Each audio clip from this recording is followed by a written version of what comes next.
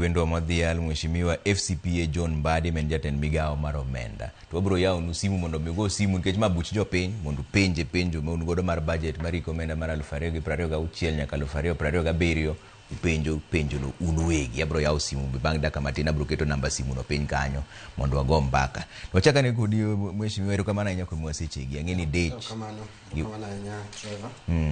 Wachaka ni budget mar trilion 4.8 dong waketo korwa ahinya kaka jo Kenya. Ang'o me budget ni duong' kama to wang'eno ok wanyal choko osuru moromo.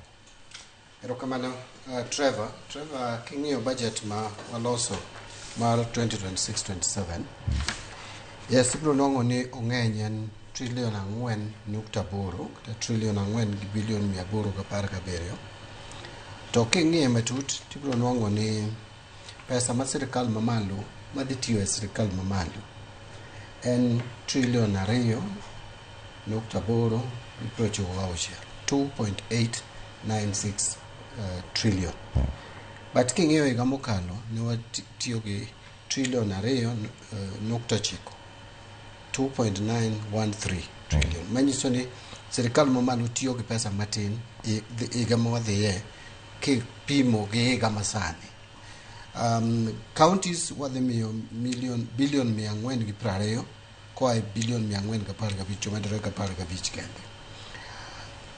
Tip nyalo penjo ni ang'o momiyo budget ma higa ni marumo ni to ne en trilion 4.695 odhi e trilion 4.817 omedore. To ang'o momiyo pesa matiyo e sirikal mamalo to dok piny?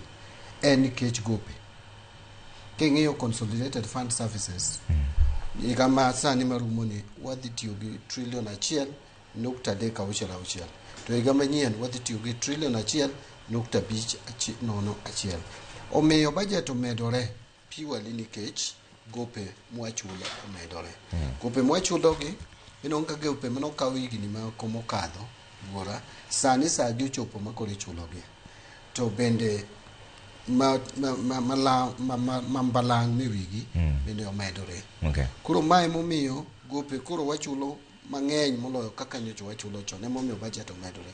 To pesa matiyo ma sirikal dhi tiyogo to dok chien. Kikawo kata executive arm of government higa ma koro rumo ni wadhi tiyo gi 2.836 trillion to higa manyien wadhi tiyo gi 2.817.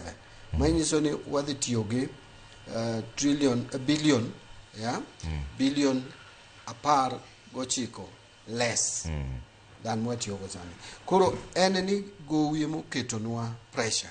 Emomiyo ne nyaka budget dhi malo kama dhi. Gowi mohinyo waka. To seche makoro udwa kwayo